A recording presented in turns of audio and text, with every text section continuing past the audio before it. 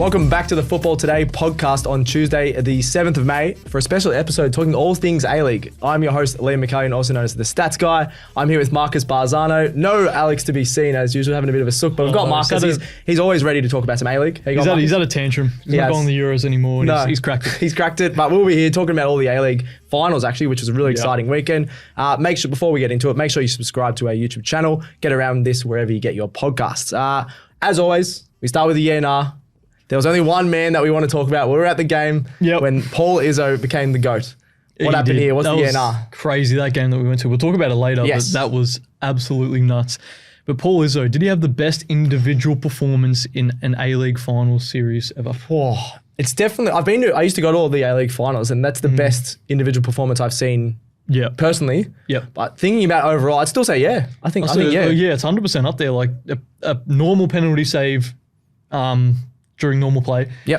Then 3 penalty saves in the penalty shootout, scored one of his own. He's got putting like the balls on the man to become the third penalty taker when you're the goalkeeper as well. That's just unbelievable. He did everything. The crowd was going off for him. The Izzo chants were just pumping. I'm gonna say that's the best. Definitely in the A-League. Even other competitions haven't had a goalkeeper perform that well. 100%. So I want to see how old he is actually now. I think he's 28. Okay, that's not too bad because goalies can go till they're a little bit older. But he was 29. 29. There you go. He was started at Central Coast, went to Adelaide, and then went overseas, and then recently just came back to Victory on a free. So unbelievable. He was brilliant. It was so good. All right, before we get back into the A-League men's, we'll go to the A-League women's. The grand final. Awesome. We had a big build up with this with Aaron on the show as well last week. My prediction was right. Just want to a bit of a head wobble there, but Sydney FC 1-0 to City in Melbourne. They were the away team and got the job done. It was a good win because Sydney have had that little curse where they've made the grand final, but they just can't get over the line. So they've made the last 7 and won. This would be their third, I think. Their third title in the last seven seasons. But credit to you. You predicted it. But luckily they didn't play this in Sydney because otherwise it would have been horrible conditions. It wasn't too bad for the men's final. It rained a little bit, but it wasn't horrible. But it was great for a grand final. You want decent conditions and things like that. I had a look at Erin Smith's article that's been on the show. She labelled this as a coaching masterclass from Ante Juric, and it was. He obviously been in 7 straight grand finals, just an absolute beast. There's rumours he might be going overseas and things like that. Interesting. Which would be interesting after coaching Sydney for so long. But it was 0-0, really, really tight. City were dominating the shots, but Sydney's defense held down really strong. 67th minute, he brings on Shay Connors.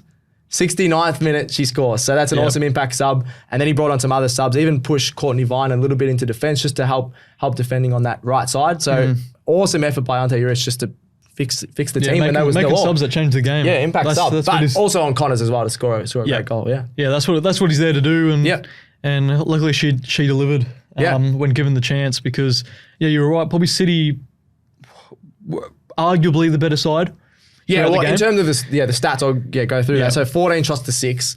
City created a lot of chances. They had a really good chance of looking at the highlights with about 8 minutes to go. And that was their time. It would have gone to extra time and then they would have been buzzing and they probably could have won. They just didn't finish their dinner. So 14 shots to 6. Both got 3 shots on target. But City also had 72% possession. That was helped when, as I mentioned, after Sydney went up and then you got to play a little bit more defensively. They parked the bus a little bit, which definitely helped them. But tactics like that, you got to do in a grand final, even if you want to win 1-0. But 72%, that'll be filthy with that. You got to score a goal, I think, if you have 14 shots and that much possession. And a decent 7,000 crowd for A-League women's grand final. Love to see that. Yeah, nice. All right. Let's get into the A-League men's, the elimination finals. We'll start with, we didn't go to this one. We went to the one in Melbourne, but Sydney FC taking on Macarthur. Yeah, luckily we didn't go to this one because it was a bit of a blowout. It was a blowout. A little bit controversial as well. Very controversial. Let's just start with the score. 4-0, Sydney FC won. I would say did it easy. Even looking at the highlights, Macarthur had their chances. They had plenty of chances. Even when they went down to 10 men, they could have scored 1 or 2 goals. And to be fair, like a couple of Sydney's goals were screamers as well. So this could have been very different. I think the scoreline doesn't suggest how the game played out. So there was a red card in the 27th minute, which wasn't a red card. That is an absolute joke. If you want to talk about that, ridiculous. He got it was just like both players going up for the ball when it was in the air. Sydney player went to chest it down. Macarthur, defender, is on the back of him, felt a little bit of contact, gone to the ground. What the hell was going on there? And it was the first time they used the VAR, the live VAR. So whoever was in VAR was blind, obviously. What the hell? They suggested to give a red card because of denying a serious goal-scoring opportunity. But even if he took that down on his chest, it wasn't the defender would still be there to sort of deny that goal-scoring opportunity. And even the Sydney players were like patting the poor Macarthur kid on the back. That never ever happens. I've never seen that in football where obviously you're fighting for your life in a big game, especially elimination final. Derby elimination final, and then the other team's going, no, that shouldn't have been a red card. That shows how bad the refereeing was. You can see the players going like, that wasn't a red. Yeah, you shouldn't have got sent off. So very lucky for Sydney. I do think they would have won. They've got a better quality overall team. Yeah, they finished higher on the ladder. They had the home ground advantage. Yeah. But too good. And then the goal scorers? Yeah, the goal scorers, Robbie Mack scored twice. So he's been I think last game he scored two. He scored a brace in the previous game as well. Yeah. Joe Lolly scored an absolute screamer. That was a banger. Yeah. And who did he used to play for, actually? Joe Lolly he played on loan from the Championship. Yeah. I can't remember off the top of my head. He played for Huddersfield and Notts Forest. When was he at Notts? There you go. Was that Notts in 2022? Yep. I think he's been on loan. And then, were they in the Prem then? No. 2021-22, the season before. So he would have been Championship. Yeah. And Scunthorpe United. Why do I know that team? Actually, they had who do they have? They had like Paddy Murphy, not Paddy Murphy. What is that? I remember playing FM. Football Manager. Football Manager. And they're in the National League. Why were you playing Football Manager? This is they were in like League 1 or League 2. Okay. Like back in the day. So he's a quality player. He played in the Championship in England. Now he's dominating in the he is a quality player. 12 goals, 7 assists this season. That doesn't include finals. So awesome effort by Joe Lolly. And Kucharski also found the back of the net. Young Sydney FC player. So congrats to Sydney. They move on. They face Central Coast, I believe. I think that's right. Who finished at the Premier's Plate. Yes. Central Coast. Yeah, that'll be a huge we'll talk game. about actually. Central Coast winning the Asia Cup. Yeah. We haven't actually talked about that as well. Yeah. So credit to them. There was a 1-0 win. It's a cheeky goal as well. Nutmeg the keeper. So very clinical. They're very happy. And Australia is the first nation to win all 4 Asian trophies. Women's Asian Cup, Men's Asian Cup. Western Sydney won the AFC Champions League, and then Central Coast with the Asia Cup. So not bad. Is that the first Asia Cup what's it called? The Asian Champions League, isn't it? Or no, the Western Sydney won the Asian Champions League. So this was a different sort of trophy. But first one probably an A-League team has won since the Western Sydney Wanderers' dominance when they were with in terms of like an Asian club competition. For sure. Not bad at all. All right, this is the biggest game. Obviously, we had the grand final. That was amazing in the women's, but the biggest game in the men's had to be the Melbourne Derby elimination final. We were there. One of the best games of football I've ever seen in my life. Victory won, City won, went to penalties after extra time, after 2 red cards, after just anything that you want to see in a football game happened. 3-2 in the pens. Victory just were dominant in the penalty shootout. Even after they went down to 10 men, they were attacking more. They dominated. Yeah. It was so weird. The crowd were like an 11th man. They just got behind them, and we sat in the... We sat in every single part of the stadium, Yeah, we sat in every single part of the stadium, but in the victory active end in the second half buzzing, and extra time and penalties. So, that was buzzing. We sat in the City end.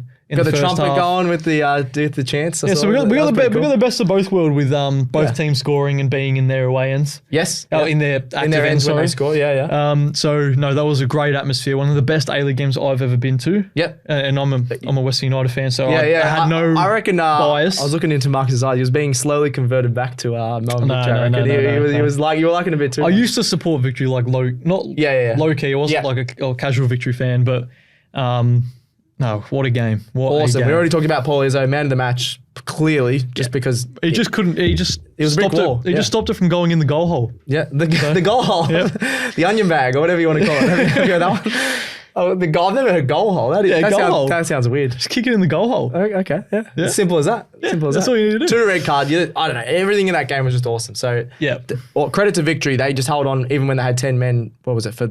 Yeah, and they kept trying, and it was at the 87th, 88th minute. They score basically last minute equaliser. Awesome. And absolute limbs in the crowd. Absolute limbs. It was a very good atmosphere. The pubs were chockers before the game. So it was a good day out, Stats Guy. Good day, yeah. If they make the cranny and somehow the top, I'm going to try and get to that one as well, because that'd be pretty cool.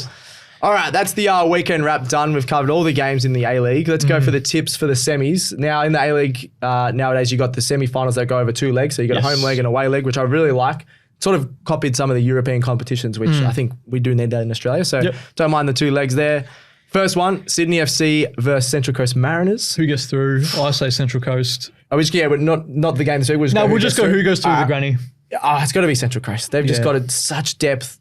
Obviously, the Premier's Plate finishing top of the table. Yeah, winning the trophy in Asia. Yep. Yeah, unless that's going to play a part in them like running out of legs, but they had that week off anyway, so it's just normal. I think they had a week off. Fixtures resume. They've played the same amount of games. Yeah. Yeah, I think Central Coast will go through this one, but I think it could be a tough first leg that's away. I believe they play away. They play in Sydney, so that could be a tough leg. They lost 2-0. I'm just having a look to Sydney last time they were away. Then I think they beat them at home. So it might come down to They've lost the last 2 times they faced Sydney, even including at home. So maybe Sydney know how to play against them. Maybe a bit of a bogey team. Maybe, but I'm still back in Central Coast. They're just in unbelievable form. Yeah. Same as you. Then now for the second one. Victory taking on Wellington Phoenix. This is a very tough one as well. Both teams have really good fan bases. They've seen the Wellington Phoenix. I think it's 87th minute, they take their tops off and just wave them around the whole crowd. Yeah. I love how they storm the pitch. So that was... That's the other people questioning whether, do we need another New Zealand team? They clearly have love for football over there. 100%. They've got love for so much sport over there, and they don't really get the due diligence they deserve as being a smaller country. Yeah. So I think we've got to rename the A-League now. We have to. ANZ League, sponsored by ANZ. League. I don't know. What else could we call it? Maybe. I'm sure, what else could you call it? That's tough. Anzac Cup, Anzac League. I don't know. I'm not sure, but think of some names. Let us know in the comments. Let us know what the A-League should be called with two New Zealand teams. 2 Kiwi teams. I think it's got to be done. Yeah. Doesn't it? Yeah, fair. All right, so Victory Phoenix. Who are we going? I'll put my bias. I'm taking my bias hat off. I'm gonna go Wellington. That's such a tough away trip. And yeah, so do you reckon even if Victory sort of get a draw or win, Phoenix I still think it was really tough. Yeah. The teams who got automatically into these semi-finals, I think, should make it. And obviously, Victory went down to 10. They lost a man. They were great, don't get me wrong, in the crowd. We'll get behind them at Amy Park. But they still only got 1 goal, to be fair. Yeah. You need more than that against Wellington. Playing in Wellington, that's a tough stadium. I'll have a look at their record. So it was 1-1 last time they played in Wellington, but Wellington got a red card. That was a bit unlucky for the Phoenix. And it was 1-1 the other time as well. Well, I think the last time these 2 teams matched up in a final, I think KSK Honda was playing. Honda. And I think he scored a free kick. If I Bring him back. How old is he now? Possibly. Maybe 40 or something? Yeah, he's a bit old. I think he's still playing though. Yeah, okay. I'm going to go Victory. I said I was going to take my bias cap off, but I just think at that home ground, both teams will be really good at home. Yeah. But I think fired up after the last game. Izzo just really strong in goals. The defense still held strong when they had 10 men. They were playing sort of Ange ball styles, all in the front half Victory. Yeah. Except they didn't concede any more goals after getting the red card. So I think they're going to hold on. I think Victory could create that big enough advantage at home. Yeah. That the other leg sort of. That's what I'm thinking. Maybe go a little bit more defensive. 2-0, I reckon, the first one, and then become a bit more defensive, or 3-0 or something like that. Their front line's very young. If it's not working with Arzani, and if Arzani's not scoring, which he scored 5 or 6 goals this A-League season, but he had a brace on the final match. He was good, yeah. How many stats? If they're not going, they're just very young and inexperienced. Velupe obviously scored. He's a great player. He was great, He's gained a lot of experience, but you're looking at Wellington, they've got Bozidar Krayev and Ben Old, players that have experience and have played and been around for a long time and experience in Europe. So for me, Wellington just edge it. Okay, well, I'll go Victory. Yeah, so that's our tips. So we've both gone Central Coast in that first one, and then the second one, bit split, Phoenix and the Victory. All right. Aussies Abroad, we'll finish off with. Let's do it. There's a lot happening with the Aussies Abroad. There is a lot happening in both the men's and the women's. Yeah, so absolutely love it. We'll start with the women's. Do you want to start us off? Claire Wheeler got an assist for Everton in a 2-2 draw against Spurs. That's a huge result for in Everton, the WSL, obviously. As well in the WSL, Tegan Micah got a clean sheet for Liverpool. So we got depth in between the sticks. As we kept it out of the goal hole. Did very good. Mackenzie Arnold won West Ham Player of the Year. Yeah, the brick wall. So the Minister of Defence is now just England have respected that, and they're like, she's one of the best keepers in the whole world. Can she get a move? Possibly. Is she too big for West Ham now? I feel like she does like West Ham. I don't know. Where did West Ham end up finishing? West Ham are they were pretty low table, mid to low table. Gorry sort of changed them, didn't they? Yeah. They were possibly.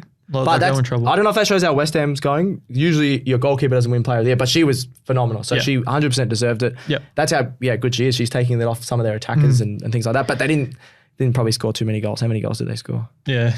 19 in 21 games. Yeah. They've got to be better than that. So I wouldn't mind seeing her somewhere else. But move to a bigger maybe club, she likes being low once she gets we do like the Gorry Macca connection. It's pretty good. It's pretty good. What else we got? We got Caitlin Ford made an assist against City, and I think they beat City actually. So that opens the door for Chelsea to win the WSL. Yes, Sam Kerr's Chelsea, which I don't think she'll get a medal because I don't think she's played the required amount of games. Is that how it works? You got to play a certain amount of games to get the medal. That's a bit bullcrap. Yeah. Which is why when you're a part of the Claire team. Hunt is going to win she won the French Cup with PSG. I saw that. Yes. Even though she's injured, but she played a certain amount of minutes and well games. deserved. She had a lot of clean sheets for that PSG team, even in the Champions League and things like that. So glad she won a French Cup there. That rounds out the women's abroad. We'll move to the men's stats guy because there was a lot going on in the men's as well. Mm-hmm. Yeah, there was. Obviously, the first one we're going to talk about, Ipswich Town. I think you said they got the promoter for the first time in 22 years. 22, I think. 22 years. Off the top of my head. I might be wrong, but I think it's 22 Usually years. I wouldn't give one crap about Ipswich Town, but they've got two Aussies who are absolutely starring for them. Cameron Burgess